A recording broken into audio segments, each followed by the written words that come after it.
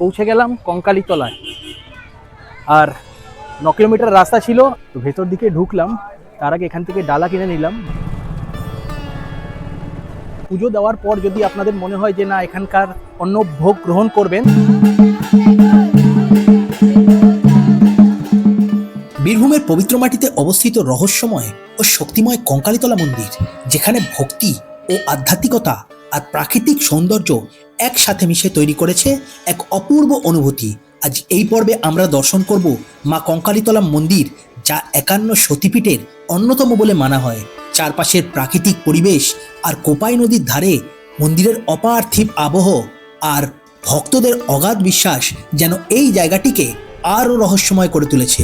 তাহলে চলুন আজকের এই পর্বে আমরা ঘুরে দেখি কঙ্কালীতলা মন্দিরের ইতিহাস, সৌন্দর্য আর ভক্তির এক অনন্য। পর্বটি ভালো লাগলে লাইক, কমেন্ট, শেয়ার এবং সাবস্ক্রাইব করে চ্যানেলটির পাশে থাকবেন। তারাপীঠ ঘুরতে আসলে কিভাবে আপনারা তারাপীঠের সঙ্গে কঙ্কালীতলা ঘুরে নিতে পারেন, সেই সব কিছু থাকছে আজকের এই পর্বে।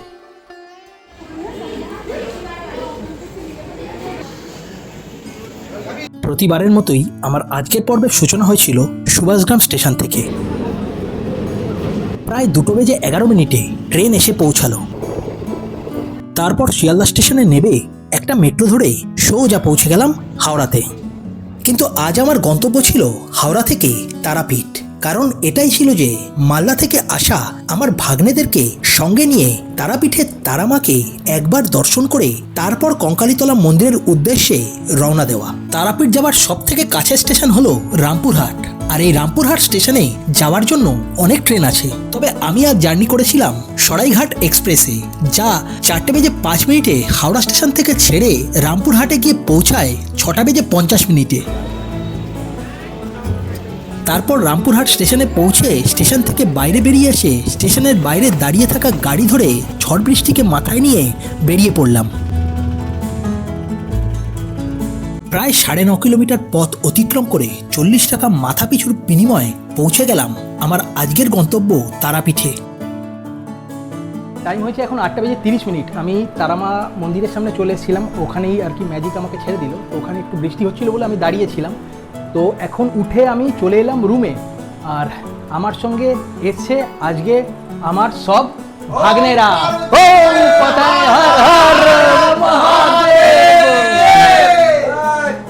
জয় তারা, জয় তারা।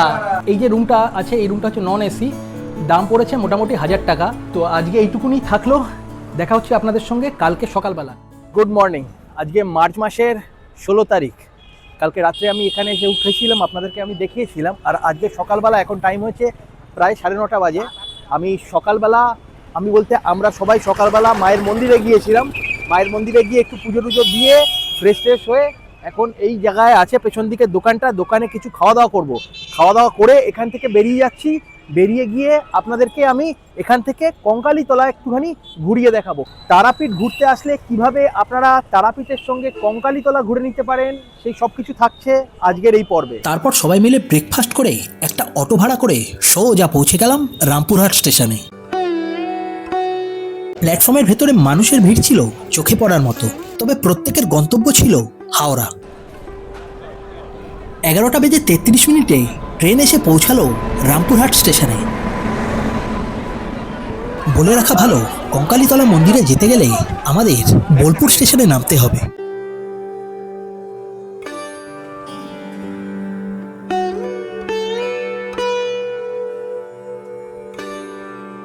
প্রায় 40 মিনিট লেট করে আমাদের ট্রেন পৌঁছালো বোলপুর স্টেশনে।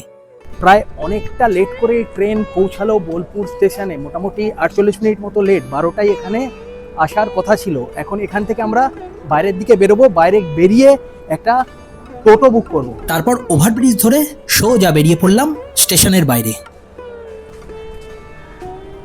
250 টাকার বিনিময়ে একটা টোটো ভাড়া করে নিলাম। কঙ্কালীতলা মন্দিরটা বোলপুর শহর থেকে প্রায় 9 কিলোমিটার দূরে বোলপুর লাভপুর রোডের ওপরেই অবস্থিত। মন্দিরটির পাশ দিয়ে বয়ে গেছে কোপাই নদী, পাশেই রয়েছে শ্মশান। এখন টাইম হয়েছে 1:40। পৌঁছে গেলাম কঙ্কালীতলায়। আর 9 কিলোমিটার রাস্তা ছিল, আসতে মোটামুটি সময় লাগলো আধ ঘন্টা মতো, আধ ঘন্টা থেকে 35 মিনিট মতো সময় লাগলো। রাস্তাঘাট মোটামুটি ভালোই ছিল। তো আমরা এই পার্কিংটা, সামনে পার্কিং আছে, পার্কিংয়ে নেমে গেলাম। তো এবার সামনের দিকে এগিয়ে যাচ্ছি মন্দিরের দিকে। আর এই হলো মন্দির, উপরে লেখা আছে জয় মা কালী। আর আপনারা যদি এই মন্দিরে যদি পুজো দিতে চান তাহলে ডালা আপনারা কিন্তু এইসব দোকানগুলো থেকে কিনে নিতে পারেন। এইখানে দোকান আছে, এই সাইডে দোকান আছে, ঠিক আছে, পুরো লাইন দিয়ে কিন্তু দোকান আছে। এই দোকান থেকে ডালা কিনে নিতে পারেন এবং জুতো এখানেই আপনারা রেখে দিতে পারেন।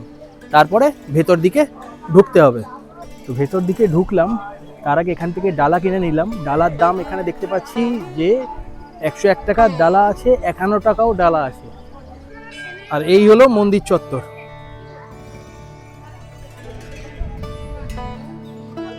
এই কঙ্কালীতলার মন্দির প্রত্যেক দিন সকালবেলা 6:30টার সময় খুলে দেওয়া হয় আর রাত্রিবেলা 8:30টার মধ্যে বন্ধ করে দেওয়া হয়। কঙ্কালীতলা মন্দিরটি একটি শক্তিপীঠ। হিন্দু বিশ্বাস অনুসারে দক্ষ যজ্ঞের পর এখানে দেবী সতীর কঙ্কাল পড়েছিল। এখানে দেবীর নাম দেবগর্ভা ও ভৈরবের নাম রুরু।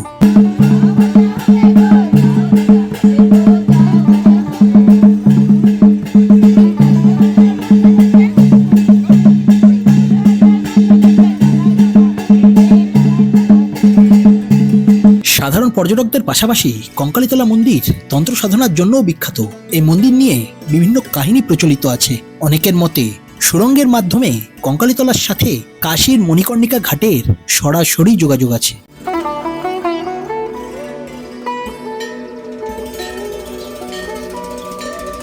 আবার অন্য প্রচলিত জনশ্রুতি বলে কঙ্কালীতলা মন্দিরে নাকি রাত্রিবাস করা কারো পক্ষে সম্ভবই নয়, কারণ এখানে নাকি নানা বিস্ময়কর ঘটনা ঘটেই থাকে।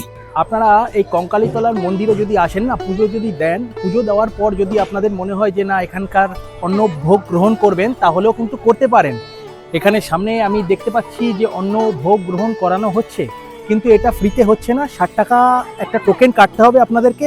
সেই 60 টাকার বিনিময়ে এখানে আপনারা অন্ন ভোগ গ্রহণ করতে পারবেন। আবার এখানকার লোকেদের কাছ থেকে শুনতে পাচ্ছি যে কোনো সময় এখানে ফ্রিতেও অন্ন ভোগ গ্রহণ করানো হয়। কেউ এসে ভান্ডারা টান্ডারা দেয়, তখন আপনি যে সময় আসবেন সেই সময় যদি কেউ ভান্ডারা দেয় তাহলে আপনি ফ্রিতে অন্ন ভোগ গ্রহণ করতে পারবেন।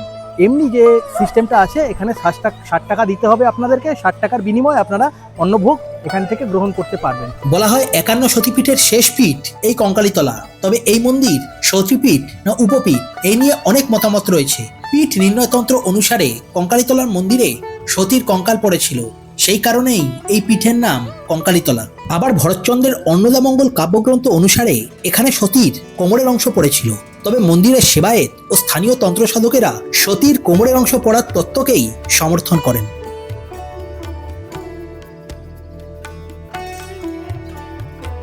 কঙ্কালীতলা মন্দিরের পাশেই একটি কুণ্ড আছে, এতে কিছু পাথর আছে। অনেকে এগুলিকে দেবীর দেহাংশ বলে মনে করেন।